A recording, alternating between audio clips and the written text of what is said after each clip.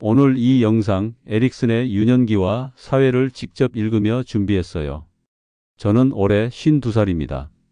어느 날 아침에 거울을 보다가 문득 멈춰 섰어요. 눈가에 잔주름이 늘었고 머리카락도 예전만 못하죠. 그런데 이상하게도 그날따라 외모 얘기가 아니라 전혀 다른 생각이 머릿속을 꽉 채웠어요. 내가 지금까지 잘 살아온 걸까? 이 질문이 떠오른 순간 잠깐 서늘했습니다. 쉽게 대답할 수가 없었거든요. 후회되는 일도 있고 잘했다 싶은 일도 있고 그냥 흘려보낸 것 같아 아쉬운 시간도 있었어요. 52년이라는 세월이 한꺼번에 눈앞에 펼쳐지는 것 같았죠. 여러분도 그런 순간이 있으셨나요? 아무 이유도 없는데 갑자기 내 인생 전체를 훑어보고 싶어지는 그런 날 말이에요. 저는 요즘 그런 날이 자주 옵니다. 50대에 접어들면서부터 그런 것 같아요. 20대에는 앞만 보고 달렸고 30대에는 뭔가를 이루겠다고 허둥댔고 40대에는 지쳐서 그냥 버텼어요. 그런데 50대가 되고 나니 처음으로 뒤를 돌아보게 되더라고요. 달려온 길을 한번 제대로 살펴보고 싶어진 거예요. 그게 나쁜 건 아닌 것 같아요. 어쩌면 이 나이에 자연스럽게 찾아오는 마음의 움직임일지도 모른다는 생각도 들고요. 그러다 다시 만나게 된 사람이 있어요. 에릭 에릭슨이라는 심리학자예요. 이름은 어딘가에서 한 번쯤 들어보셨을 거예요. 그는 평생에 걸쳐 한 가지 질문을 붙들고 살았어요. 사람은 어떻게 자라고, 어떻게 성숙해지고, 어떻게 늙어가는가 하는 질문이요. 그리고 그 답을 인생의 8단계로 정리했죠. 아이가 태어나서 노인이 될 때까지 각 시기마다 반드시 해결해야 할 심리적 과제가 있다고 했어요. 그 과제를 잘 해결하면 더 단단한 사람이 되고 잘 해결하지 못하면 다음 단계에서 흔들리게 된다고 했습니다. 저는 이 이론이 좋았어요. 인생을 점수로 매기거나 성공과 실패로 나누는 게 아니라 그냥 각 시기마다 마주해야 할 숙제가 있다고 보는 시각이 마음에 들었거든요. 누구나 다 그 숙제 앞에 서게 된다는 거잖아요. 잘난 사람도 못난 사람도 부자도 가난한 사람도 다 똑같이요. 그게 왠지 위로가 됐습니다. 오늘은 그 8단계를 제 인생과 함께 걸어보려고 해요. 에릭슨의 이론을 설명드리는 게 아니라 그 이론을 거울 삼아 제 삶을 들여다보는 시간이에요. 여러분도 듣다 보면 자연스럽게 자신의 이야기가 떠오르실 거예요. 그러면 충분합니다. 오늘 이 시간이 그런 자리가 됐으면 해요. 자, 그럼 시작해 볼게요. 에릭슨의 8단계 중 처음 4단계는 어린 시절 이야기입니다. 태어나서 초등학교를 졸업할 때까지의 시간이에요. 우리 대부분은 이 시기를 제대로 기억하지 못하죠. 어렴풋이 몇 가지 장면만 남아있을 뿐이에요. 그런데 에릭슨은 바로 이 시기에 우리 인생의 뿌리가 만들어진다고 했어요. 어른이 되어 겪는 수많은 감정들, 관계 맺는 방식, 자기 자신을 바라보는 시선, 이 모든 것의 씨앗이 바로 이 어린 시절에 심어진다는 거죠. 첫 번째 단계는 태어나서 만 1살 반쯤 될 때까지예요. 에릭슨은 이 시기의 핵심 과제를 신뢰에 대해 불신이라고 불렀어요. 아기가 울면 누군가 달려와 안아주고, 배고프면 먹여주고, 무서우면 곁에 있어주는 경험이 쌓이면서 아이는 세상이 믿을 만한 곳이라는 감각을 얻게 된다는 거예요. 반대로 울어도 아무도 안 오고 배고파도 한참을 기다려야 하고 무서운 상황에서도 혼자 남겨지는 경험이 반복되면 세상은 믿을 수 없는 곳이라는 감각이 자리를 잡게 되죠. 이게 나중에 어떻게 연결되냐고요? 어른이 되어서 새로운 사람을 만났을 때 쉽게 마음을 열 수 있는 사람과 그렇지 못한 사람의 차이. 힘든 상황에서도 세상이 결국 나를 돕는다고 믿는 사람과 세상은 원래 나쁜 곳이라고 느끼는 사람의 차이가 여기서 시작된다는 거예요. 저도 살아보니 이게 맞는 말 같더라고요. 어릴 때 충분히 사랑받았다고 느끼는 사람들은 나이가 들어서도 관계를 맺는 방식이 달라요. 쉽게 베풀고 쉽게 믿고 쉽게 회복해요. 물론 세상이 만만한 게 아니라는 걸 알면서도요. 두 번째 단계는 걸음마를 시작하는 시기예요. 대략 1살 반에서 3살 사이죠. 이 시기의 과제는 자율성 대 수치심이에요. 아이가 처음으로 혼자 뭔가를 하려고 하는 시기예요. 혼자 숟가락을 들고 혼자 걸어가고 혼자 옷을 입으려 하죠. 이때 어른들이 어떻게 반응하느냐가 중요해요. 서툴더라도 잘하려고 하네, 해봐 하고 기다려주면 아이는 나는 뭔가를 할 수 있는 사람이라는 감각을 키워나갑니다. 그런데 그것도 못해? 하며 빼앗아버리거나 실수할 때마다 야단을 치면 아이는 자기 자신을 부끄러운 존재로 느끼기 시작해요. 이 수치심은 생각보다 오래 갑니다.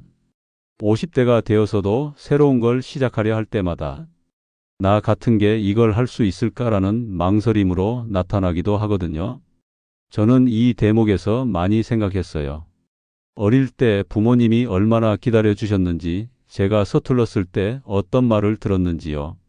세 번째 단계는 3살에서 6살 사이예요. 주도성 대 죄책감의 시기죠. 이때 아이는 엄청난 에너지로 세상을 탐험해요. 이것저것 만져보고 물어보고 직접 해보려 해요. 이 호기심과 에너지를 지지해주면 아이는 나는 뭔가를 만들어낼 수 있어라는 자신감을 갖게 돼요. 반대로 지나치게 통제하거나 잘못할 때마다 크게 꾸짖으면 아이는 자기 욕구와 의지 자체를 나쁜 것으로 여기기 시작해요. 내가 뭔가를 원하는 게 잘못된 건가? 하는 죄책감이 쌓이는 거죠. 이게 어른이 되어서 자신이 원하는 것을 말하지 못하는 사람, 자기 주장을 하는 것 자체를 죄스럽게 느끼는 사람으로 이어지기도 해요. 네 번째 단계는 학교에 다니기 시작하는 시기예요. 6살에서 12살 사이죠. 근면성 대 열등감의 시기입니다. 학교라는 곳에서 처음으로 남들과 비교되기 시작하는 시간이에요. 공부도 해야 하고 친구도 사귀어야 하고 선생님한테 인정도 받아야 하죠. 이 과정에서 내가 뭔가를 해냈다는 경험이 충분히 쌓이면 나는 열심히 하면 뭔가를 이룰 수 있어라는 근면성이 자리를 잡아요. 그런데 계속 실패하거나 비교당하거나 노력해도 인정받지 못하는 경험이 반복되면 열등감이 쌓여요. 나는 남들보다 못한 사람이야 라는 감각이 뿌리를 내리는 거죠. 저도 이 시기를 돌아보면 참 여러 감정이 올라와요. 잘 해냈던 기억도 있고 너무 부끄러웠던 기억도 있어요. 중요한 건 이 4단계가 지나간 일이라는 거예요. 우리가 지금 당장 바꿀 수 없는 시간이에요. 그런데 에릭슨이 이걸 이야기한 이유가 있어요. 과거를 탓하거나 부모를 원망하라는 게 아니에요. 지금 내 안에 있는 어떤 패턴들, 쉽게 불신하는 마음, 새로운 시작 앞에서의 망설임, 자기 주장을 하지 못하는 습관, 끊이지 않는 열등감 같은 것들이 어디서 왔는지를 이해하는 거예요. 이해하면 조금 달라질 수 있거든요. 적어도 나는 왜 이럴까라며 자책하는 일은 줄어들 수 있어요. 어릴 때 받은 사랑이 정말 중요하더라고요. 그리고 충분히 받지 못했다면 지금부터라도 스스로에게 그 사랑을 조금씩 줄 수 있다는 것도 알게 됐어요. 그게 2단계들을 공부하면서 제가 얻은 가장 소중한 깨달음이었어요. 에릭슨의 5번째 단계는 청소년기예요. 12살에서 20살 사이 중학교에 들어가면서부터 성인이 되기까지의 시간이죠. 이 시기의 과제를 에릭슨은 정체성 대 역할 혼란이라고 불렀어요. 나는 누구인가? 나는 어떤 사람인가?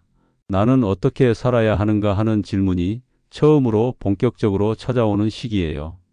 어릴 때는 그냥 부모님이 시키는 대로 선생님이 하라는 대로 따라갔잖아요. 그런데 청소년이 되면 처음으로 나라는 존재가 따로 있다는 걸 느끼기 시작해요. 내가 좋아하는 게 뭔지, 내가 잘하는 게 뭔지, 나는 어떤 사람이 되고 싶은지 이런 질문들이 밀려오기 시작하는 거죠. 이게 쉽지 않아요. 지금 생각해봐도 그 시절이 얼마나 혼란스러웠는지가 느껴져요. 저는 그때 참 방황을 많이 했거든요. 뭘 해야 할지 모르겠고, 내가 뭘 원하는지도 모르겠고, 친구들은 다 뭔가 확실한 것 같은데 나만 혼자 흔들리는 것 같았어요. 그 불안함이 얼마나 컸던지 지금도 생생해요. 에릭슨은 이 시기에 충분히 탐색하고 실험해 볼 수 있는 환경이 중요하다고 했어요. 다양한 것들을 해보고, 다양한 역할을 맡아보고, 실패도 해보고, 그러면서 나는 이런 사람이구나를 조금씩 알아가는 과정이 필요하다는 거예요. 이 탐색이 충분히 이루어지면 자기만의 정체성이 단단하게 자리를 잡아요. 그런데 이 과정이 너무 막혀 있거나 부모님이 이미 다 정해놓거나 실패할 기회 자체가 없으면 정체성이 제대로 형성되지 않아요. 나는 누구인지 모른 채 어른이 되는 거죠. 그런 사람들은 나중에 중년이 되어서 갑자기 정체성의 혼란을 겪기도 해요. 흔히 말하는 중년의 위기가 사실은 이 청소년기에 해결하지 못한 숙제가 뒤늦게 찾아온 것일 수 있다는 거예요. 저는 이 말이 참 와닿았어요. 40대에 갑자기 내가 진짜 원하는 게 뭐지? 하는 질문이 찾아왔을 때 그게 단순한 방황이 아니라 청소년기에 미처 다 못한 탐색이 다시 시작된 거였을 수도 있겠다 싶었거든요. 그런데 여기서 중요한 게 있어요. 정체성이라는 게 청소년기에 한번 만들어지면 평생 그대로 가는 게 아니라는 거예요. 에릭슨도 그렇게 보지 않았어요. 정체성은 살아가면서 계속 다듬어지고 흔들리고 다시 세워지는 거예요. 50대인 저는 지금도 여전히 나는 누구인가라는 질문 앞에 서 있을 때가 있어요. 이 채널을 시작하면서도 그랬어요. 나는 어떤 사람인지, 나는 무슨 말을 하고 싶은 사람인지, 나는 어떤 목소리를 가진 사람인지를 다시 물어야 했거든요. 그게 쉽지는 않았지만 그 질문을 피하지 않으려고 했어요. 여러분은 지금 자신이 누구인지 말할 수 있으신가요? 직업이나 역할 말고요. 나는 어떤 사람인지, 나는 무엇을 소중하게 여기는지, 나는 어떻게 살고 싶은지 말이에요. 50대, 60대가 되어서 이 질문을 다시 만나는 분들이 참 많아요. 자녀가 다 자라고 나면, 직장에서 물러나고 나면, 그동안 맡아온 역할들이 하나씩 사라지고 나면 갑자기 텅 빈 것 같은 느낌이 드는 거예요. 나는 누구지? 하는 질문이 다시 찾아오는 거죠. 그게 위기가 아니에요. 에릭슨의 눈으로 보면 그건 오히려 기회예요. 지금까지 역할로만 살아온 나에서 벗어나 진짜 나를 다시 만날 수 있는 기회요. 늦은 게 아니에요. 지금이 딱 그 시작점일 수 있어요. 저도 요즘 그렇게 생각하려고 해요. 52살인 지금 나는 여전히 나를 알아가는 중이에요. 그게 부끄러운 일이 아니라 살아있다는 증거라고 생각하거든요. 그런데 이 질문이 50대, 60대에 다시 찾아올 때는 청소년 때와는 조금 달라요. 그때는 앞으로 뭐가 될지 몰라서 흔들렸다면 지금은 이미 살아온 게 있는데도 흔들리는 거거든요. 그게 더 무겁게 느껴질 수 있어요. 살아온 시간이 있으니까요. 지금 와서 내가 누구냐고? 이 나이에? 하는 생각이 드는 거죠. 그런데 저는 그게 오히려 더 진짜 질문이라고 생각해요. 아무것도 없을 때 하는 질문보다 많은 걸 살아본 다음에 하는 질문이 훨씬 더 깊은 곳에서 나오는 거잖아요. 에릭슨은 정체성을 이야기하면서 한 가지 중요한 개념을 덧붙였어요. 심리사회적 유예기간이라는 말이에요. 쉽게 말하면 사회가 청소년들에게 주는 탐색의 시간이에요. 아직 어른은 아니지만 그렇다고 아이도 아닌 이 시간 동안 이것저것 해보고 실패도 해보고 방향을 바꿔도 괜찮다는 허용이 주어지는 거죠. 그런데 우리가 자란 시대는 이 유예 기간이 거의 없었어요. 빨리 결정해야 했고 빨리 자리를 잡아야 했고 흔들리면 안 됐어요. 저도 그랬어요. 내가 뭘 원하는지 충분히 들여다볼 시간도 없이 그냥 앞으로만 나아갔어요. 그러다 보니 나중에 돌아봤을 때 내가 진짜 원해서 선택한 게 얼마나 되는지 모르겠더라고요. 여러분도 혹시 그런 느낌 드신 적 있으신가요? 내 인생인데 내가 선택한 게 별로 없는 것 같다는 느낌이요. 그게 바로 이 정체성 형성이 충분하지 않았을 때 나타나는 결과일 수 있어요. 그렇다면 지금 우리는 어떻게 해야 할까요? 이미 지나간 청소년기를 되돌릴 수는 없잖아요. 에릭슨은 이걸 자아 정체성의 재정립이라고 불렀어요. 나이가 들어서도 정체성은 다시 만들어질 수 있다는 거예요. 특히 삶의 큰 전환점, 은퇴, 자녀 독립, 건강의 변화, 이런 시기에 정체성은 자연스럽게 흔들리고 다시 세워지는 과정을 거친다고 했어요. 그러니까 지금 흔들린다면 그게 잘못된 게 아니에요. 오히려 새로운 나를 만들어가는 과정의 시작일 수 있어요. 저는 이 대목에서 참 마음이 놓였어요. 50대에 이렇게 새로운 걸 시작하면서 내가 잘하고 있는 건가, 이게 맞는 건가 하는 의심이 들 때가 있거든요. 그런데 그 의심 자체가 내가 살아있다는 증거고 정체성을 계속 만들어가고 있다는 신호라는 걸 알고 나서는 조금 덜 무서워졌어요. 정체성은 완성되는 게 아니에요. 평생 만들어가는 거예요. 그리고 그 과정에서 가장 중요한 건 남들이 정해준 나가 아니라 내가 직접 선택한 나로 살아가는 것이에요. 그게 쉽지 않다는 걸 알아요. 오랫동안 역할로만 살아온 사람에게 진짜 너는 뭘 원해? 하고 묻는 건 때로는 잔인하게 들리기도 하거든요. 그런데 이 질문을 피하면 나중에 더 크게 찾아와요. 그러니까 지금 조금씩이라도 나 자신에게 물어봐야 해요. 나는 어떤 사람인지, 나는 무엇을 소중히 여기는지, 나는 어떤 하루를 살고 싶은지. 거창한 대답이 아니어도 괜찮아요. 오늘 어떤 음식이 먹고 싶은지, 어떤 사람과 시간을 보내고 싶은지, 이런 작은 것에서부터 시작하면 돼요. 나를 알아가는 건 그런 작은 선택들이 쌓이는 거거든요. 저도 아직 그 과정 중에 있어요. 완성된 답을 드릴 수가 없어요. 그런데 그게 오히려 솔직한 거라고 생각해요. 52살인 나도 아직 나를 알아가는 중이에요. 여러분도 지금 이 순간부터 그 여정을 함께 시작해보면 어떨까요? 늦지 않았어요. 정말로요. 에릭슨의 6번째 단계는 청년기예요. 20살에서 40살 사이 사회에 첫 발을 내딛고 본격적으로 관계를 맺어가는 시간이죠. 이 시기의 과제를 에릭슨은 친밀성 대 고립이라고 불렀어요.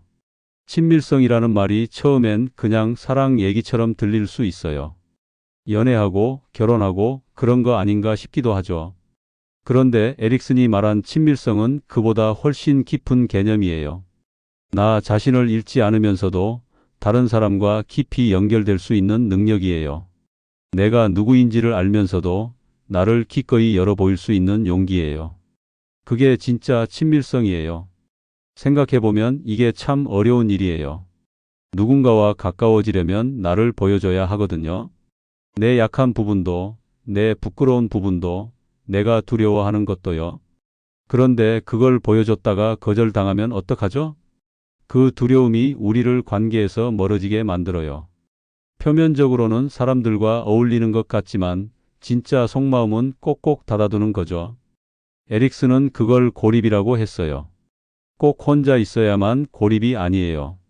사람들 속에 있으면서도 진짜 연결되지 못하는 상태, 그게 에릭슨이 말한 고립이에요. 저도 살아보니 이게 정말 맞는 말이더라고요. 20대, 30대에 참 많은 사람들을 만났어요. 직장 동료도 있고, 친구도 있고, 가족도 있었죠. 그런데 돌이켜보면 그 중에서 진짜 나를 보여준 사람이 얼마나 됐는지 모르겠어요. 대부분은 괜찮은 척, 잘 지내는 척, 씩씩한 척을 했던 것 같아요. 그게 편하기도 했거든요. 진짜를 보여줬다가 실망시킬까봐, 약해 보일까봐 그냥 무난하게 지냈던 거예요. 그런데 나이가 들고 나서 알게 됐어요. 그렇게 쌓인 관계들은 결정적인 순간에 힘이 안 된다는 걸요. 진짜 힘든 때, 진짜 무너질 것 같은 때 연락할 수 있는 사람이 몇 명이나 되냐고 물으면 선뜻 대답하기가 어려워요. 그게 고립이에요. 혼자가 아닌데 혼자인 느낌이요. 에릭슨은 이 친밀성의 과제가 청년기에 특히 중요하다고 했지만 저는 이게 50대, 60대에도 여전히 현재 진행형이라고 생각해요. 오히려 이 나이에 더 절실하게 느껴지기도 해요. 자녀들은 다 자라서 각자의 삶을 살고 직장에서의 관계도 서서히 정리되고 부모님도 한 분씩 떠나가시고 나면 남는 건 결국 진짜 관계예요. 오래되고 깊은 관계요. 그런데 그 관계가 얼마나 있느냐는 젊었을 때 얼마나 진심으로 관계를 맺었느냐와 연결돼 있어요. 그래서 지금이라도 늦지 않았어요. 친밀성은 나이와 상관없이 키울 수 있거든요. 그럼 어떻게 해야 친밀성을 키울 수 있을까요? 에릭슨이 직접 방법을 알려주진 않았지만 살다 보니 몇 가지가 보이더라고요. 첫 번째는 나 자신과 먼저 친밀해지는 거예요. 나를 잘 모르면 남에게 보여줄 나도 없거든요. 내가 뭘 좋아하고 뭘 두려워하고 어떤 때 상처받는지를 알아야 그걸 상대에게 말할 수 있어요. 내 감정을 무시하고 억누르는 습관이 있다면 그게 관계에서의 고립으로 이어질 수 있어요. 두 번째는 완벽하지 않은 나를 보여주는 용기예요. 우리는 좋은 모습만 보여주려고 해요. 특히 한국 사회에서는 더 그런 것 같아요. 약한 모습을 보이면 무시당할 것 같고 힘든 걸 말하면 짐이 될 것 같고요. 그런데 오히려 그 약한 부분을 솔직하게 말했을 때 관계가 더 깊어지는 경우가 많아요. 상대도 그 순간 이 사람이 나를 믿는구나라고 느끼거든요. 그리고 그게 진짜 연결의 시작이에요. 세 번째는 상대의 이야기를 진짜로 듣는 거예요. 듣는 척이 아니라요. 우리는 대화할 때 상대의 말을 들으면서 동시에 내가 다음에 뭘 말할지를 생각해요. 그러면 상대의 말이 제대로 들리지 않아요. 진짜 듣는다는 건 판단하지 않고 조언하려 하지 않고 그냥 그 사람의 말과 감정을 받아들이는 거예요. 그게 생각보다 어렵지만 그게 되는 순간 관계는 완전히 달라져요. 저는 요즘 이 세 가지를 연습하고 있어요. 완벽하게 되진 않아요. 여전히 무난하게 넘어가려 할 때도 있고 진짜 감정을 숨길 때도 있어요. 그런데 예전보다는 조금씩 열려가고 있는 것 같아요. 오래된 친구에게 먼저 연락하고 힘들다는 말을 조금 더 자연스럽게 하게 되고 상대의 이야기에 귀를 기울이려고 노력하게 됐어요. 그게 작은 변화 같지만 사실은 꽤 큰 변화예요. 관계라는 게 결국 그런 작은 순간들의 합이거든요. 50대, 60대의 관계는 20대, 30대의 관계와 달라요. 이제는 새로운 사람을 많이 만나는 것보다 있는 관계를 깊게 가꾸는 게 더 중요해지는 시기예요. 오래된 친구 한 명, 진심으로 대화할 수 있는 가족 한 명, 내 이야기를 들어줄 수 있는 사람 한 명이 있다면 그게 얼마나 큰 자산인지 모릅니다. 그리고 그 관계는 저절로 깊어지지 않아요. 내가 먼저 열어야 해요. 내가 먼저 솔직해져야 해요. 내가 먼저 연락해야 해요. 그게 두렵다면 그 두려움이 바로 에릭슨이 말한 고립의 씨앗이에요. 그 씨앗을 키우지 않으려면 지금 용기를 내야 해요. 아주 작은 용기라도 괜찮아요. 오늘 오래 연락 못했던 사람에게 문자 한 통 보내는 것부터 시작해도 충분해요. 관계는 그렇게 다시 시작되거든요. 저도 그렇게 하나씩 다시 연결해가고 있어요. 완벽하지 않아도 괜찮아요. 진심이면 충분해요. 에릭슨이 말한 친밀성은 완벽한 관계가 아니에요. 서로의 불완전함을 알면서도 함께하는 것, 그게 친밀성이에요. 그리고 그 친밀성이 있는 삶은 없는 삶과 완전히 다른 색깔을 띠거든요. 여러분 곁에는 지금 그런 사람이 있으신가요? 있다면 오늘 그 소중함을 다시 한번 느껴보세요. 없다면 지금부터 만들어가면 돼요. 늦지 않았어요. 에릭슨의 7번째 단계는 중년기예요. 40살에서 60살 사이 인생에서 가장 많은 걸 짊어지고 사는 시간이죠. 이 시기의 과제를 에릭슨은 생산성 대 침체라고 불렀어요. 생산성이라는 말을 들으면 뭔가를 많이 만들어내고 열심히 일하고 성과를 내는 것처럼 들릴 수 있어요. 그런데 에릭슨이 말한 생산성은 그런 의미가 아니에요. 내가 살아온 것들을, 내가 배운 것들을, 내가 겪어온 것들을 다음 세대에 전해주고 싶은 욕구예요. 그게 꼭 거창한 일이어야 하는 건 아니에요. 자녀를 잘 키우는 것도 생산성이고 후배에게 경험을 나눠주는 것도 생산성이고 지역 사회에 작은 도움을 주는 것도 생산성이에요. 내가 존재함으로써 누군가의 삶이 조금이라도 나아진다면 그게 다 에릭슨이 말한 생산성이에요. 저는 이 개념을 처음 만났을 때 참 많이 생각했어요. 나는 지금까지 무엇을 남겼나? 나는 누군가의 삶에 어떤 흔적을 남겼나? 이 질문이 쉽게 대답이 안 됐거든요. 열심히 살았다고 생각했는데 막상 돌아보니 내가 나를 위해서만 살아온 건 아닌가 하는 생각도 들었어요. 물론 가족을 위해 살았죠. 열심히 벌고 열심히 뒷바라지했어요. 그런데 그게 진짜 남겨주는 것이었냐고 묻는다면 솔직히 자신이 없었어요. 그냥 내 역할을 했을 뿐이었던 것 같기도 하고요. 에릭슨이 말한 침체는 이 생산성이 막혔을 때 찾아와요. 더 이상 성장하지 않고 새로운 것에 도전하지 않고 그냥 하루하루를 버티는 상태예요. 내가 왜 사는지, 내가 무엇을 위해 이 일을 하는지가 모호해지는 거죠. 중년의 무기력함, 번아웃, 삶의 의욕 상실, 이런 것들이 다 이 침체와 연결돼 있어요. 겉으로 보면 아무 문제 없어 보이는데 속은 텅 빈 것 같은 느낌이요. 여러분도 혹시 그런 시기를 겪어보셨나요? 바쁘게 사는 것 같은데 뭔가 허전하고 열심히 하는 것 같은데 의미가 없는 것 같은 느낌이요. 저는 40대 중반에 그랬어요. 그냥 굴러가는 것 같았어요. 아침에 일어나서 일하고 밥 먹고 자고 또 일어나고 반복이었어요. 그게 나쁜 건 아닌데 뭔가가 빠진 것 같은 느낌이 계속 들었어요. 지금 생각해보면 그게 침체였던 것 같아요. 내가 무엇을 위해 살고 있는지가 불분명해진 상태예요.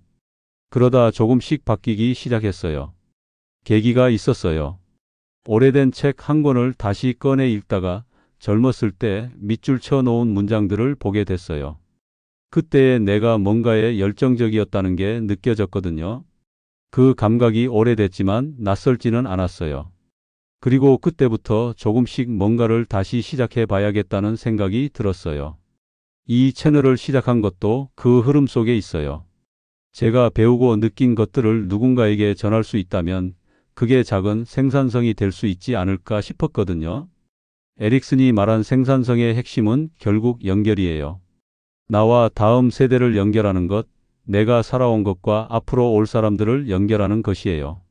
그 연결이 이루어질 때 중년의 삶은 단순한 버팀이 아니라 의미 있는 전달의 과정이 되는 거죠. 그러면 어떻게 해야 이 생산성을 살아낼 수 있을까요? 에릭슨은 특별히 대단한 일을 해야 한다고 하지 않았어요. 살면서 쌓아온 것들을 주변에 나누는 것으로 충분하다고 했어요. 자녀에게 인생 이야기를 들려주는 것, 후배에게 실패담을 솔직하게 나누는 것, 동네 어르신을 한 번 더 챙기는 것, 이런 것들이 다 생산성이에요. 거창하지 않아도 돼요. 꾸준하면 돼요. 그리고 이 생산성은 나 자신에게도 돌아와요. 누군가에게 뭔가를 줬을 때 느끼는 그 충만함, 내가 쓸모 있다는 감각, 내가 연결돼 있다는 느낌이 중년의 삶을 풍요롭게 만들어주거든요. 그게 돈이나 지위로는 채워지지 않는 부분이에요. 살아보니 진짜로 그렇더라고요. 또 한 가지 중요한 게 있어요. 생산성은 꼭 남을 위한 것만이 아니에요. 나 자신을 계속 성장시키는 것도 생산성이에요. 새로운 걸 배우고 새로운 경험을 하고 지금까지와는 다른 방식으로 살아보려는 시도가 다 포함돼요. 50대에 처음으로 악기를 배우는 것도 60대에 처음으로 그림을 그려보는 것도 그게 다 생산성의 한 형태예요. 내가 계속 자라고 있다는 감각, 어제의 나보다 오늘의 내가 조금 더 나아졌다는 감각이 침체를 막아주는 힘이 돼요. 저는 요즘 이걸 의식적으로 챙기려고 해요. 매일 뭔가 새로운 걸 하나씩 시도해 보는 거예요. 아주 작아도 괜찮아요. 오늘은 처음 보는 골목을 걸어봤다든가, 오랫동안 미뤄온 책을 한 챕터 읽었다든가, 이런 것들이요. 그런데 그게 쌓이면 달라져요. 내가 여전히 움직이고 있다는 감각이 생기거든요. 그게 침체를 막아주는 가장 현실적인 방법인 것 같아요. 중년기는 인생에서 가장 많은 걸 감당하는 시기이기도 하지만 동시에 가장 많은 걸 줄 수 있는 시기이기도 해요. 내가 살아온 경험과 지혜가 가장 풍성하게 쌓인 시기이기 때문이에요. 그 풍성함을 혼자 품고만 있으면 아까워요. 조금씩 나눠야 해요. 그게 에릭슨이 말한 생산성이고 그 생산성이 있는 삶이 침체 없이 단단하게 흘러가는 중년의 모습이에요. 여러분은 지금 무엇을 남기고 계신가요? 자녀에게, 후배에게, 주변 사람들에게, 혹은 아직 만나지 못한 누군가에게요? 거창하지 않아도 됩니다. 지금 이 순간 여러분이 살아가는 방식 자체가 이미 누군가에게 무언가를 남기고 있을 수 있어요. 그 사실을 기억해 주세요. 그리고 오늘 하루도 조금 더 의미 있게 살아보려는 그 마음 자체가 이미 생산성의 시작이에요. 저도 그 마음으로 오늘을 살고 있어요. 여러분과 함께요. 에릭슨의 8번째 단계는 노년기예요. 60살 이후의 시간이죠. 에릭슨은 이 마지막 단계의 과제를 통합대의 절망이라고 불렀어요. 인생의 마지막 숙제예요. 그리고 저는 이게 단순히 노인들만의 이야기가 아니라고 생각해요. 50대인 지금 이 질문을 미리 만나는 게 오히려 더 중요하다고 느끼거든요. 왜냐하면 통합이냐 절망이냐는 60대, 70대가 되어서 갑자기 결정되는 게 아니라 지금 이 순간부터 어떻게 사느냐에 따라 조금씩 방향이 잡혀가는 거니까요. 그래서 오늘 2단계를 가장 오래, 가장 깊이 이야기하고 싶어요. 에릭슨이 말한 통합이 뭐냐고요? 자신이 살아온 인생을 돌아봤을 때, 그래, 이게 내 인생이었어. 완벽하진 않았지만 이건 내가 살아낸 내 삶이야 라고 받아들일 수 있는 상태예요. 후회도 있고 아쉬움도 있고 다시 돌아간다면 다르게 할 것들도 있지만 그 모든 것을 포함해서 내 인생 전체를 긍정할 수 있는 상태예요. 그게 통합이에요. 반대로 절망은 뭐냐고요? 인생을 돌아봤을 때 나는 잘못 살았어. 다시 살 수 있다면 완전히 다르게 살 텐데. 그런데 이제 시간이 없어라는 감각이 밀려오는 상태예요. 그 후회와 허무함이 쌓여서 죽음 앞에서 두려움과 쓸쓸함으로 남는 거죠. 에릭슨은 이 마지막 단계에서 통합을 이룬 사람에게는 지혜가 생긴다고 했어요. 단순히 아는 게 많아지는 게 아니라 삶의 유한함을 받아들이면서도 평온할 수 있는 능력이요. 죽음이 두렵지 않다는 게 아니에요. 죽음이 있다는 걸 알면서도 지금 이 순간을 충분히 살아낼 수 있는 힘이에요. 그게 지혜예요. 저는 이 대목에서 오래 멈췄어요. 내가 60대, 70대가 됐을 때 과연 통합을 이룰 수 있을까? 지금 내 인생을 돌아봤을 때 받아들일 수 있을까? 솔직히 아직 모르겠어요. 후회되는 일이 없다고 하면 거짓말이에요. 더 잘할 수 있었는데 못한 것들, 더 용감할 수 있었는데 도망쳤던 것들, 더 솔직할 수 있었는데 침묵했던 것들이 있거든요. 그게 자꾸 마음에 걸려요. 그런데 에릭슨을 깊이 읽다 보니 한 가지 중요한 걸 알게 됐어요. 통합은 완벽한 인생을 살았을 때 오는 게 아니라는 거예요. 후회 없는 인생을 살아야 통합이 되는 게 아니에요. 후회가 있더라도, 실패가 있더라도 그 모든 것이 다 내 인생이었다는 걸 받아들일 수 있을 때 통합이 온다는 거예요. 그러니까 통합은 인생의 결과가 아니라 인생을 바라보는 태도에 관한 거예요. 같은 인생을 살았더라도 어떤 눈으로 그 인생을 바라보느냐에 따라 통합이 될 수도 있고 절망이 될 수도 있는 거죠. 이 말이 저한테는 참 위로가 됐어요. 내 인생이 특별히 빛나지 않아도 괜찮다는 거잖아요. 남들보다 더 많이 이루지 않아도, 더 유명하지 않아도, 더 부유하지 않아도 내가 내 인생을 내 눈으로 긍정할 수 있다면 그게 통합이라는 거니까요. 그런데 이게 말처럼 쉽지가 않아요. 특히 우리 세대는 더 어려운 것 같아요. 평생 비교 속에서 자라왔거든요. 누구누구는 어떻더라, 옆집은 어떻더라, 동창은 어떻더라, 이런 말들을 들으면서 자랐고 그 비교의 눈이 자기 인생을 바라볼 때도 그대로 작동해요. 남들과 비교해서 내 인생이 충분하지 않아 보이면 절망으로 기울기 쉬운 거죠.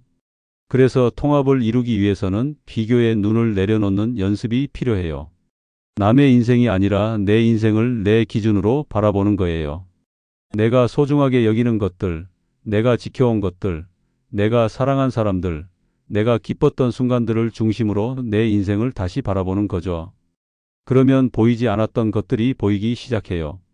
화려하진 않지만 따뜻했던 순간들, 대단하진 않지만 진심이었던 선택들, 완벽하진 않았지만 최선이었던 시간들이요. 그게 다 내 인생의 일부예요. 그리고 그게 충분히 아름다운 거예요. 에릭슨은 또 이런 말을 했어요. 통합을 이루기 위해서는 자신의 삶뿐만 아니라 자신이 속한 시대와 역사도 함께 받아들여야 한다고요. 내가 태어난 시대, 내가 자란 환경, 내가 속한 문화가 나를 만들었다는 걸 인정하는 거예요. 우리 세대는 참 힘든 시대를 살았어요. 전쟁 후 가난 속에서 태어난 분들도 있고 산업화의 경랑 속에서 자란 분들도 있어요. 민주화의 열망과 고통을 몸으로 겪으신 분들도 있고 IMF의 상처를 가슴에 새기신 분들도 있죠. 그 시대가 우리를 만들었어요. 그리고 그 시대를 살아냈다는 것 자체가 이미 대단한 일이에요. 그걸 인정하는 것도 통합의 일부예요. 내가 잘못 산 게 아니라 그 시대 속에서 최선을 다해 살아낸 거라는 걸 받아들이는 거요. 그런데 저는 여기서 한 가지 더 이야기하고 싶어요. 통합은 혼자 이루는 게 아니라는 거예요. 내 인생을 혼자 돌아보는 것도 중요하지만 누군가와 함께 이야기 나누는 것도 필요해요. 내가 살아온 이야기를 말로 꺼냈을 때, 누군가가 그걸 들어줬을 때, 그 이야기가 비로소 내 인생의 일부로 자리를 잡는 경우가 많거든요. 그게 왜 그럴까요? 말로 표현된 경험은 그냥 머릿속에 있을 때보다 훨씬 더 선명하게 정리가 되거든요. 혼자 생각할 때는 뒤엉켜 있던 감정들이 말로 꺼내면 조금씩 풀려요. 그리고 그 이야기를 들어주는 사람이 있다는 것 자체가 내 인생이 의미 있었다는 확인이 되기도 하고요. 그래서 저는 요즘 주변 어르신들이 하시는 옛날 이야기가 예전과는 다르게 들려요. 예전에는 그냥 반복되는 얘기라고 생각했는데 이제는 그분들이 자기 인생을 통합하려고 하는 거라는 걸 알겠어요. 그 이야기를 들어드리는 게 얼마나 소중한 일인지도요. 그리고 통합에서 빼놓을 수 없는 게 하나 더 있어요. 바로 죽음을 바라보는 시선이에요. 에릭슨은 통합을 이룬 사람은 자신의 죽음을 두려워하지 않는다고 했어요. 정확하게는 죽음이 삶의 일부라는 걸 받아들인다고 했어요. 이게 쉬운 이야기가 아니에요. 죽음은 누구에게나 무섭고 피하고 싶은 거잖아요. 그런데 죽음을 인정하지 않으면 삶을 제대로 살 수가 없어요. 죽음이 있다는 걸 알기 때문에 오늘이 소중한 거거든요. 죽음이 있다는 걸 알기 때문에 지금 이 사람이 소중한 거예요. 죽음이 있다는 걸 알기 때문에 지금 이 순간을 충분히 살아야 한다는 걸 느끼게 되는 거죠. 저는 요즘 이 생각을 자주 해요. 언젠가는 이 모든 게 끝난다는 생각이요. 예전에는 그 생각이 오면 얼른 피하려 했어요. 너무 무거우니까요. 그런데 요즘은 그 생각이 오히려 지금을 더 선명하게 만들어준다는 걸 알게 됐어요.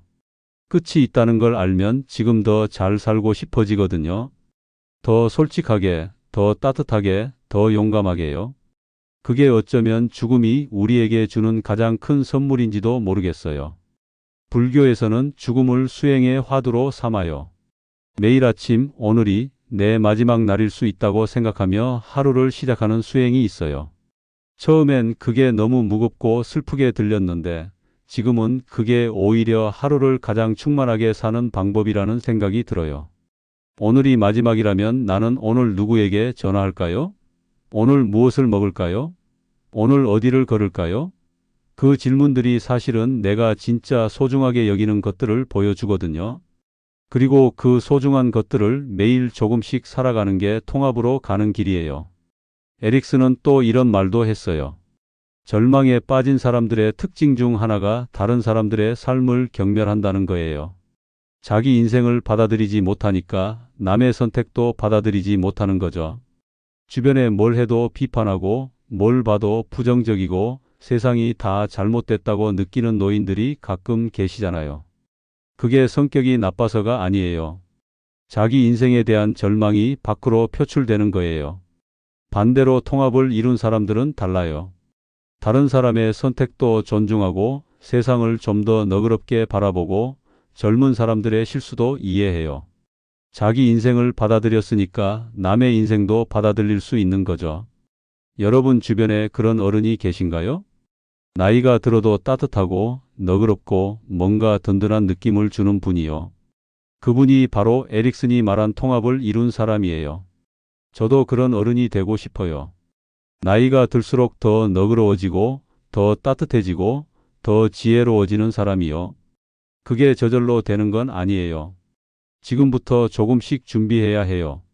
내 인생을 돌아보는 시간을 갖는 것, 후회를 마주하되 그것에 짓눌리지 않는 것, 소중한 사람들에게 마음을 표현하는 것, 그리고 죽음을 피하지 않고 그 안에서 오늘의 의미를 찾는 것이요. 이게 다 통합으로 가는 준비예요. 50대, 60대인 지금이 딱 그 준비를 시작할 때예요. 너무 이른 것도 아니고 결코 늦은 것도 아니에요. 지금이 딱 맞아요. 여러분의 인생은 충분히 의미 있었어요. 그 의미를 스스로 발견하는 여정, 지금 함께 시작해봐요. 에릭슨의 이론을 이야기하다 보면 늘 이런 질문이 따라와요. 이론은 알겠는데 실제로 내 삶에서 어떻게 적용해야 하냐고요? 저도 그 질문을 오래 붙들었어요. 책을 읽고 이론을 이해하는 것과 실제로 내 삶이 바뀌는 건 완전히 다른 일이거든요. 그래서 오늘 2단계에서는 거창한 이야기 말고 진짜 지금 당장 해볼 수 있는 것들을 이야기하고 싶어요. 제가 직접 해보면서 효과를 느낀 것들, 그리고 주변에 있는 사람을 보면서 저분은 잘 살고 계시구나 싶었던 분들의 공통점들이에요. 첫 번째는 내 인생을 글로 써보는 거예요. 거창한 자서전이 아니에요.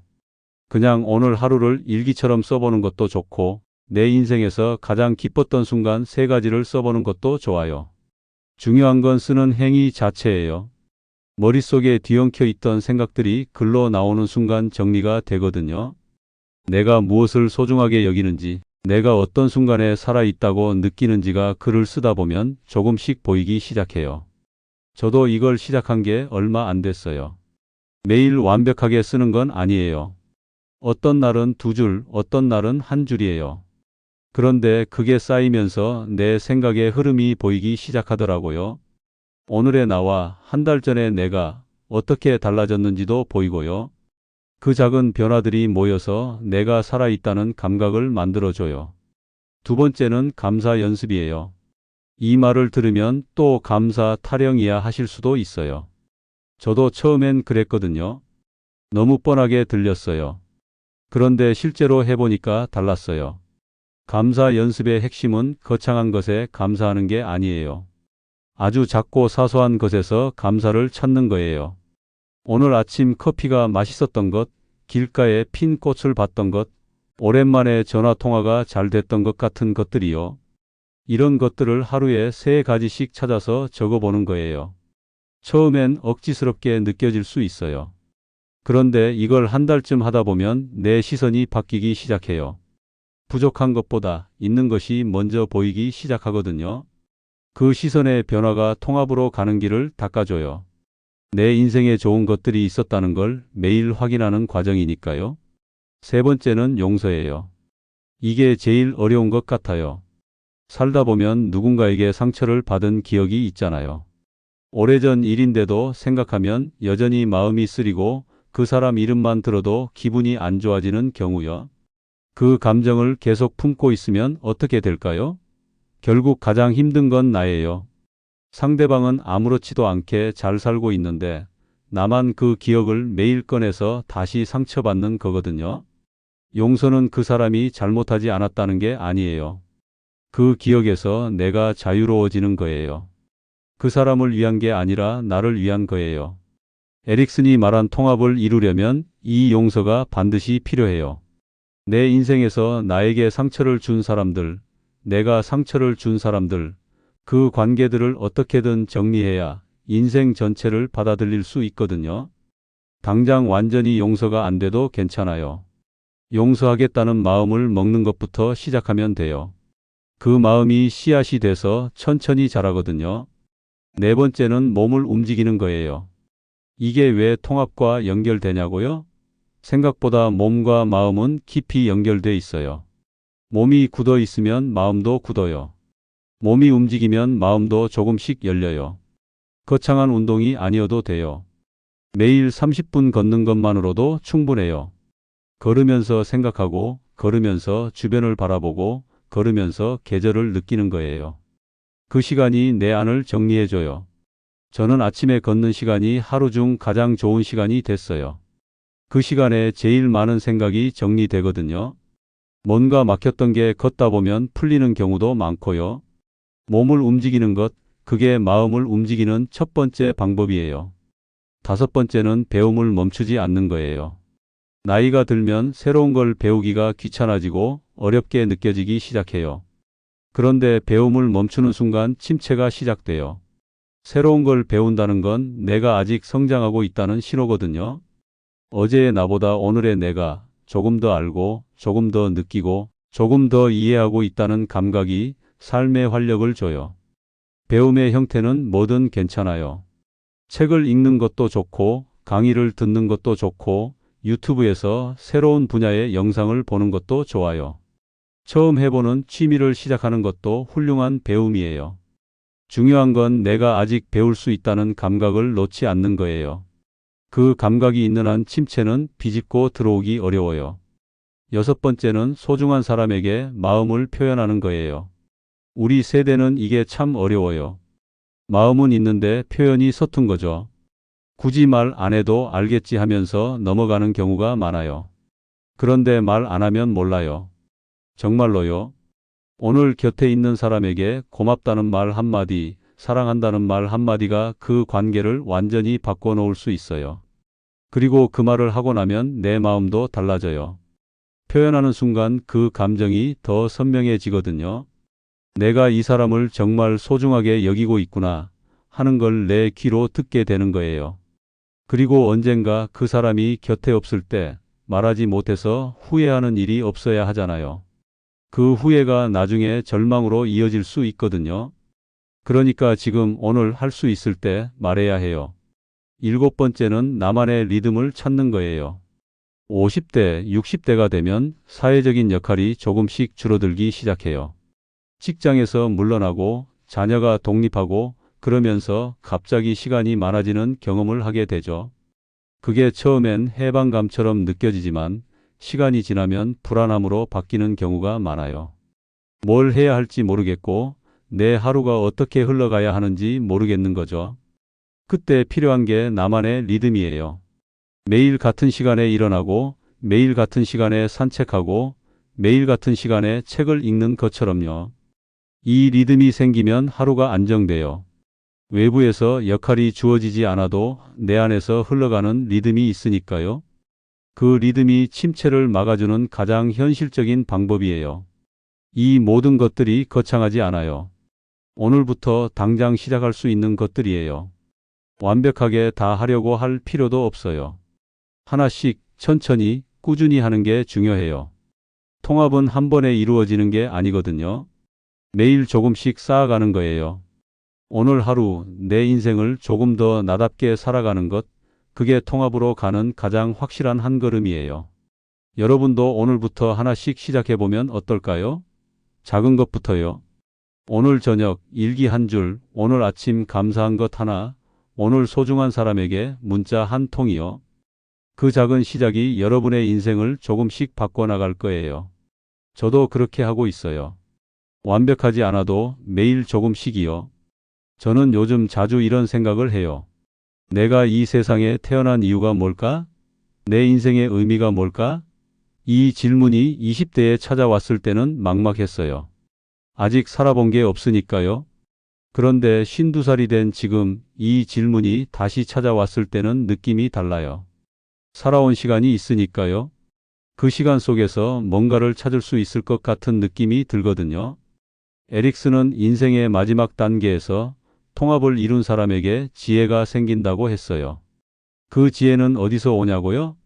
자기 인생 전체를 하나의 이야기로 엮어낼 수 있을 때 온다고 했어요. 따로따로 흩어져 있던 사건들, 관계들, 선택들이 하나의 흐름으로 연결될 때 그때 비로소 내 인생의 의미가 보이기 시작한다는 거죠. 저는 이 말을 처음 읽었을 때 마음이 많이 움직였어요. 내 인생을 하나의 이야기로 엮는다는 게 참 아름다운 개념이라고 느꼈거든요. 산산이 흩어진 것들이 사실은 다 연결돼 있었다는 걸 발견하는 것, 그게 인생의 의미를 찾는 과정이라는 거잖아요. 심리학에서는 이걸 내러티브 정체성이라고 불러요. 내 삶을 하나의 이야기로 구성하는 능력이에요. 같은 사건이라도 어떤 이야기로 구성하느냐에 따라 그 의미가 완전히 달라져요. 예를 들어볼게요. 직장을 잃은 경험이 있다고 해요. 그 경험을 나는 실패한 사람이야 라는 이야기로 구성하면 그게 상처로 남아요. 그런데 그때 직장을 잃었기 때문에 지금 이 일을 시작할 수 있었어 라는 이야기로 구성하면 그게 전환점이 돼요. 사건 자체는 같아요. 달라진 건 그 사건을 바라보는 이야기예요. 우리 인생에는 수많은 사건들이 있어요. 기쁜 일도 있고 슬픈 일도 있고 억울한 일도 있고 부끄러운 일도 있어요. 그 모든 것들을 어떤 이야기로 엮느냐가 내 인생의 의미를 결정해요. 그리고 그 이야기는 내가 쓰는 거예요. 남이 써주는 게 아니에요. 내 인생의 이야기를 쓸 수 있는 사람은 오직 나뿐이에요. 그게 얼마나 큰 권한인지 생각해 본 적 있으신가요? 저는 이걸 깨닫고 나서 많이 달라졌어요. 지나온 시간들을 다르게 바라볼 수 있게 됐거든요. 힘들었던 시간들도, 실패했던 순간들도, 부끄러웠던 기억들도 다 내 이야기의 일부라는 걸 받아들이기 시작했어요. 그게 다 있었기 때문에 지금의 내가 있다는 걸 알게 됐죠. 그런데 인생의 의미를 찾는 데 있어서 또 하나 중요한 게 있어요. 바로 내가 다음 세대에 무엇을 전해줄 것인가예요. 에릭슨은 이걸 상징적 불멸이라고 표현했어요. 우리 몸은 언젠가 사라지지만 우리가 살아온 방식, 우리가 나눠준 지혜, 우리가 사랑한 사람들에게 남긴 흔적들은 계속 살아남는다는 거예요. 그게 우리가 죽음을 넘어서 이어지는 방식이에요. 이게 꼭 유명한 사람이어야 하는 건 아니에요. 자녀에게 살아가는 방식을 보여준 것, 손자, 손녀에게 따뜻한 기억을 남겨준 것, 후배에게 진심 어린 조언을 해준 것, 이웃에게 작은 친절을 베푼 것, 이 모든 게 다 상징적 불멸의 형태예요. 내가 살아있는 동안 어떻게 살았느냐가 내가 떠난 후에도 누군가의 삶에 영향을 미친다는 거죠. 저는 이 생각이 참 힘이 돼요. 내가 거창하지 않아도 된다는 위로가 되거든요. 그냥 오늘 하루 조금 더 친절하게, 조금 더 따뜻하게, 조금 더 진심으로 살아가는 것만으로도 내가 남기는 것들이 있다는 거잖아요. 그게 쌓이면 내 인생의 의미가 되는 거고요. 그런데 의미를 찾는 과정에서 한 가지 함정이 있어요. 의미는 찾아다니는 게 아니라는 거예요. 프랑클이라는 심리학자가 이런 말을 했어요. 행복을 목표로 삼으면 행복이 도망가는 것처럼 의미도 직접 찾으려 하면 오히려 보이지 않는다고요. 의미는 무언가에 몰두하고 누군가를 사랑하고 고통을 감당해내는 그 과정에서 자연스럽게 생겨나는 거라고 했어요. 저도 그 말이 맞는 것 같아요. 내 인생의 의미가 뭔지 머리로 찾으려 할 때보다 그냥 오늘 눈앞에 있는 일에 최선을 다하고 오늘 곁에 있는 사람에게 진심을 다하다 보면 어느 순간 이게 내 인생이구나라는 감각이 찾아오더라고요. 의미는 발견하는 게 아니라 만들어가는 거예요. 매일 조금씩 내가 선택하는 방식으로요. 또 인생의 의미를 이야기할 때 빼놓을 수 없는 게 관계예요. 결국 내 인생에서 가장 의미 있었던 순간들을 돌아보면 거의 대부분이 사람과 연결된 순간들이거든요. 내가 누군가에게 도움이 됐을 때, 누군가가 나를 도와줬을 때, 누군가와 깊이 웃었을 때, 누군가와 함께 울었을 때요. 그 순간들이 기억에 남아요. 직업적 성취도, 경제적 성공도 물론 중요하지만 가장 오래 남는 건 사람과의 순간들이에요. 그러니까 내 인생의 의미를 찾고 싶다면 관계를 돌아봐야 해요. 내가 어떤 사람들과 연결됐는지, 그 연결이 얼마나 깊었는지, 그리고 지금 내 곁에는 어떤 사람들이 있는지요. 그게 내 인생의 의미 지도예요. 그리고 마지막으로 이 이야기를 하고 싶어요. 통합으로 가는 길은 외롭지 않아요. 혼자 가는 길이 아니에요. 같은 시대를 살아온 우리가, 비슷한 고민을 안고 살아온 우리가 함께 이 길을 걷고 있거든요. 나만 이런 생각을 하는 게 아니에요. 나만 후회가 있는 게 아니에요. 나만 두려운 게 아니에요. 우리 모두가 그 짐을 안고 살아가고 있어요. 그 사실을 아는 것만으로도 조금 가벼워질 수 있어요. 에릭슨이 인생 8단계를 이야기한 건 우리를 평가하려는 게 아니었어요. 우리 모두가 같은 과제 앞에 서 있다는 걸 보여주려 한 거예요. 그리고 그 과제를 해결하는 방식은 각자 다르지만 방향은 같다는 걸 알려주려 한 거예요. 더 나은 나로, 더 충만한 삶으로, 더 평온한 마지막으로 가는 방향이요. 저도 그 방향으로 걷고 있어요. 완벽하지 않고 느리고 가끔 헤매기도 하지만요. 여러분도 함께 걸어주세요. 이 길이 혼자가 아니라는 걸 알면 조금 더 용감하게 걸을 수 있거든요. 내 인생의 의미는 이미 내 안에 있어요. 그걸 꺼내는 시간 지금부터 시작해봐요. 여러분, 긴 시간 함께 해주셔서 정말 감사해요. 오늘 에릭슨의 8단계를 처음부터 끝까지 걸어오면서 저도 참 많은 걸 느꼈어요. 이 이야기를 준비하면서 제 인생을 다시 한번 들여다보게 됐거든요. 쉽지 않았어요. 보고 싶지 않은 것들도 있었고, 인정하고 싶지 않은 것들도 있었어요. 그런데 그 과정이 끝나고 나니 뭔가 조금 가벼워진 느낌이 들었어요. 짐을 내려놓은 것 같기도 하고, 오랫동안 잠가뒀던 문을 조금 열어놓은 것 같기도 하고요. 저는 지금 에릭슨의 7단계를 지나고 있어요. 중년의 한가운데에서 무언가를 남기려 하고, 무언가를 전하려 하고, 무언가를 만들어가려 하고 있죠. 잘하고 있는 건지 모르겠어요. 충분히 하고 있는 건지도 모르겠고요. 그런데 적어도 멈추지는 않으려고 해요. 계속 움직이고, 계속 생각하고, 계속 사람들과 연결되려고 노력하고 있어요. 그게 지금 제가 할 수 있는 최선이에요. 언젠가 저도 8단계를 마주하겠죠. 60대가 되고, 70대가 되고, 그리고 인생의 끝자락에서 내 인생 전체를 돌아보는 순간이 올 거예요. 그때 저는 어떤 선택을 할까요? 통합일까요? 절망일까요? 솔직히 아직은 모르겠어요. 장담할 수 없어요. 그런데 한 가지는 알아요. 지금 이 순간, 오늘 이 하루를 어떻게 사느냐가 그 순간을 만들어간다는 걸요. 그래서 저는 오늘을 조금 더 잘 살려고 해요. 거창하지 않아도 돼요. 오늘 곁에 있는 사람에게 조금 더 따뜻하게, 오늘 하는 일에 조금 더 진심으로, 오늘 만나는 순간에 조금 더 감사하게요. 그게 쌓이면 나중에 내 인생을 돌아봤을 때, 그래, 나는 최선을 다해 살았어라고 말할 수 있을 것 같거든요. 그 말을 할 수 있는 날을 위해 지금부터 조금씩 준비하려고 해요. 여러분도 함께 준비해보면 어떨까요? 에릭슨이 우리에게 이 8단계를 남긴 건 우리를 평가하거나 채점하려는 게 아니었어요. 우리 모두가 같은 인간으로서 같은 과제를 안고 살아간다는 걸 보여주려 한 거예요. 그 과제 앞에서 우리는 혼자가 아니에요. 오늘 이 영상을 보고 계신 여러분도 저도 다 같은 길 위에 있어요. 느리게 가도 괜찮아요. 가끔 멈춰도 괜찮아요. 중요한 건 방향이거든요. 통합을 향해, 지혜를 향해, 나답게 살아가는 것을 향해서요. 오늘도 그 방향으로 한 걸음 내딛어 주세요. 저도 함께 걸을게요.